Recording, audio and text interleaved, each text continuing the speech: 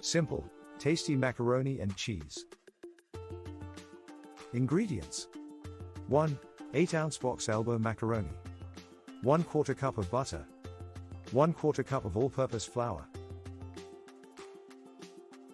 half a teaspoon of salt, 2 cups of milk, 2 cups of shredded cheddar cheese, ground black pepper to taste. Bring a large pot of lightly salted water to a boil. Cook elbow macaroni in the boiling water, stirring occasionally until cooked through but firm to the bite, 8 minutes. At the same time, melt the butter in a saucepan over a medium heat. Add the flour, salt, and pepper and stir until it is smooth, about 5 minutes. Pour in the milk slowly, while stirring continuously. Continue to cook and stir until mixture is smooth and bubbling, about 5 minutes, making sure the milk doesn't burn. Add the cheddar cheese and stir until it is melted, 2 to 4 minutes.